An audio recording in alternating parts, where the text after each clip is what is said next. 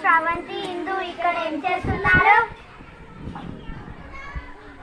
Teachers ఇక్కడ kitchen garden ఏర్పాటు చేశారు కదా, చెట్లు పెరగడానికి ఎరువు తయారు చేయడమే కానీ ఆలోచిస్తున్నాం. అవును కరెక్టే. రైతులైతే బావి దగ్గర పేడ మరియు ఎండిపోయిన ఆకులు మరియు గడ్డితో వర్మి కంపోస్ట్ తయారు చేస్తారు. మరి ఇక్కడలా? అవును కరెక్టే. చౌత్ క్లాస్ పిల్లలు ఏమో మాట్లాడుకుంటున్నారు, వెళ్ళి కనుక్కుందాం పదండి. ముందు ఏం మాట్లాడుకుంటున్నారు? మన టీచర్స్ ఇక్కడ కిచెన్ గార్డెన్ ఏర్పాటు చేశారు కదా, చెట్లు పెరగడానికి ఎరువు తయారు చేయడం ఎలానే ఆలోచిస్తున్నాం అక్క. అదే మేము చూపిస్తాం రండి.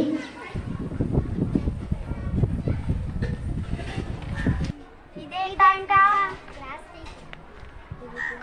ప్లాస్టిక్ పైపులు.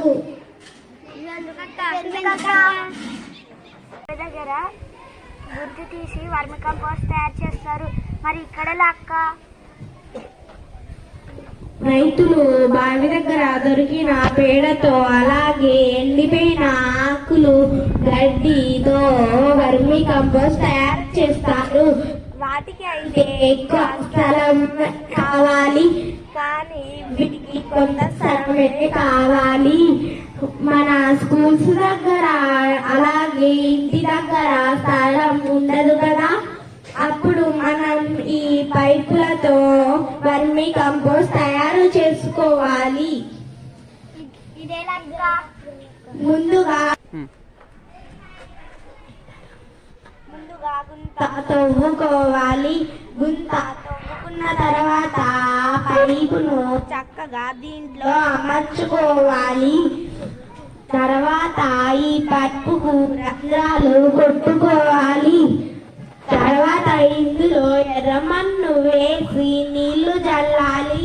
రోజు ఆయమ్మ ఊడ్చిన తర్వాత వచ్చిన ఆ ఎండిపోయిన ఆకులు అలాగే పేపర్ ముక్కలను ఇందులో వేసుకోవాలి.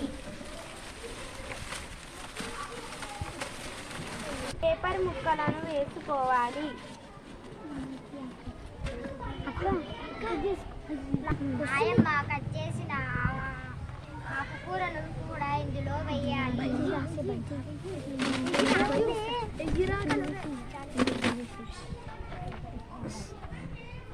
దీన్ని మొత్తం నింపిన తర్వాత దీంట్లో వానపాములను వేసి చక్కగా జాలిని అమర్చుకోవాలి.